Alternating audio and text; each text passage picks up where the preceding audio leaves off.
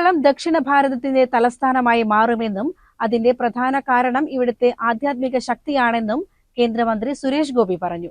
തവനൂർ മാഘമഹോത്സവത്തിൽ പങ്കെടുത്ത് സംസാരിക്കുകയായിരുന്നു അദ്ദേഹം.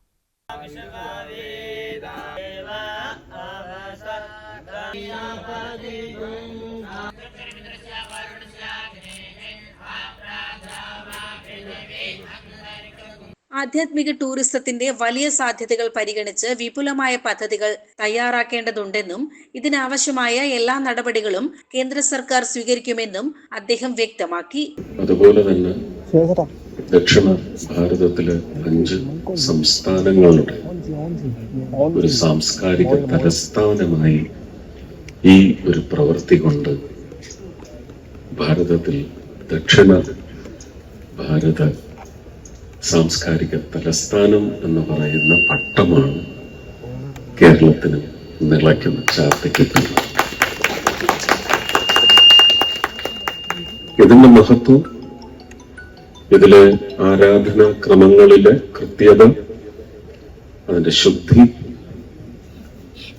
ഫോക്കസ്, അതുകൊണ്ട് അനുഗ്രഹമായി ഇതിനെ ട്രാൻസാക്ട് ചെയ്ത് വരുമ്പോൾ ഇത് ദക്ഷിണ ഭാരതത്തിന്റെ ആധ്യാത്മിക തലസ്ഥാനം കൂടിയായി വരും വർഷങ്ങളിൽ പ്രഖ്യാപിക്കപ്പെടും എന്നുള്ളത് തന്നെയാണ് ഏറ്റവും ഒരു കാഴ്ചപ്പാടാണ്.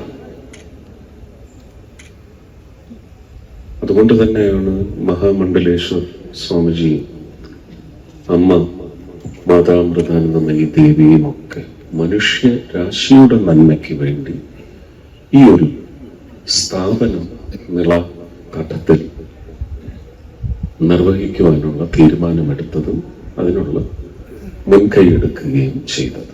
ഉത്സവത്തിന്റെ ഭാഗമായി രാവിലെ സൂര്യകാലടി ജയസൂര്യൻ ഭട്ടതിരിപ്പാടിന്റെ കാർമ്മികത്വത്തിൽ നടന്ന മഹാഗണപതി ഹോമത്തിൽ കേന്ദ്രമന്ത്രി പങ്കെടുത്തു.